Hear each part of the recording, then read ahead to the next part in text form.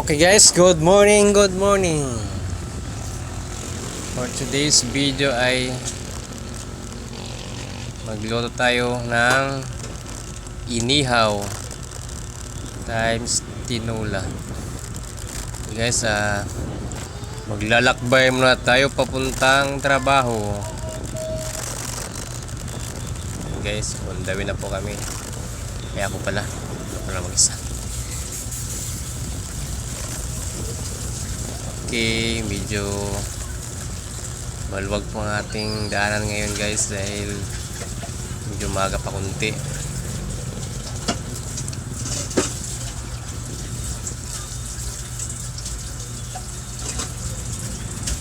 Pero parang makulimlim na ang panahon. Yan. Mga 5 minutes. Ando na tayo guys sa ating work. Okay. Uy, medyo traffic kunti.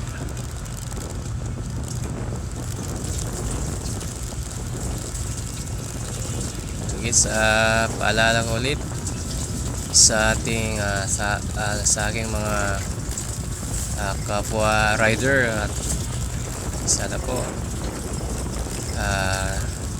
lagi po tayo mag-iingat sa pagpasok puntang trabaho o kaya pag-uwi dahil po yun ay mahalaga.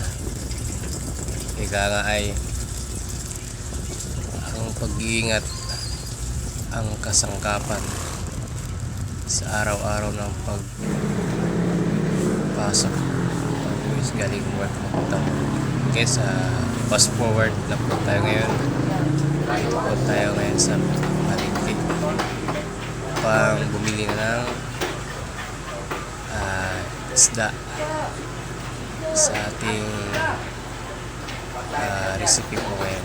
Patay ka din ha. Inihaw Laki no. times tinola. Isda halit ng pili.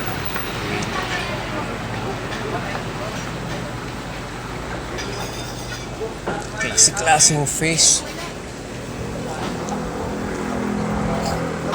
Dami. Wow, lalaki.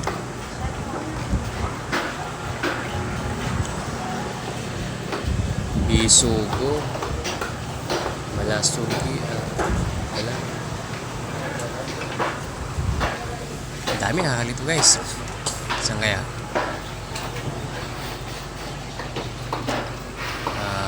Budas. Malaking langit.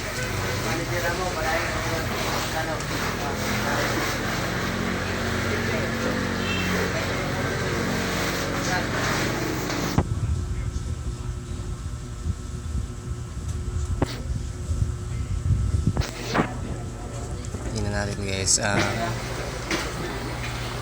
Bibili natin isda kung fresh pa. Guys, mga pala tips ko nga pala sa mga minsan lang o bihira lang dyan ang malingki kung paano natin tingnan kung fresh pa ang isang isda. Silipin natin yung ano niya, hasang. Kaya mahalaga yun guys. Kaya yung mata, pero minsan guys sa mata pipiki tayo dahil minsan kala natin malinaw pa pero tinaluto na, hindi na pala.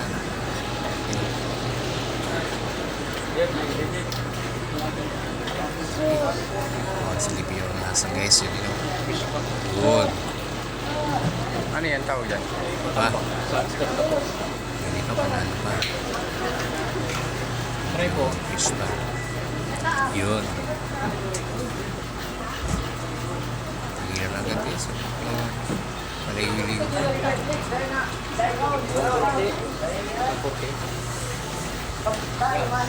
Okay. Grabe mo. Yan pala guys, ang pangalan ng isda ay katambak. isda sa bato. Huwag na. Guys, good morning, good morning. Guys, fast forward na po tayo. Dito po tayo ngayon sa ating tahanan upang Isda. mag-prepare o magsugba ng katambak.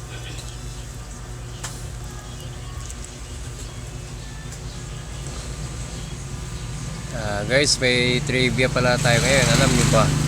Alam mo ba na ang isda sa bato o katambak o anumang pangalan o uri, basta ito ay isda sa bato, ay iniihaw muna bago itinula. Bakit? Dahil sa mga nanay po na bagong panganak o kaya may sakit, ito po ang mabisa o magandang ihain po natin sa ating hapagkainan. Dahil ito po ay mayaman sa nutrients at maraming vitamins. Unang-una, sa mga nagpapa-breastfeeding po ng mga nanay, ito po yung maganda. Kaya masarap na ihain para more nutrients, more milk po Guys, ang ating sa mga breastfeeding inihaw. po. Ayan guys, fast forward po. Katapos, Hindi na. Lagyan na po natin ng malunggay po. tinulang katambak. Ko na po pinakita yung pagkait ng mga ricalos guys. Medyo mahaba na po. Ayan. Malunggay. Lagyan na ng malunggay. Ayan, bilis lang. Napaka-basic lang po. Yun. Guys, pagka nailagay nyo po sa pinakulo nyo yung tubig, siyempre guys, may tanglad. Ayun na, fast forward na po. Ayun na po. Kumulo na. Kahit mga 2 minutes to 3 minutes guys, okay na po yan.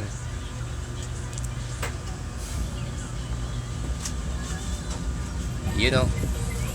Wow. Pwede na. Okay guys, let's eat na po. Dahil medyo anong oras na guys. Pasado na alas. So mahigit or wag na na po. Kainan na po.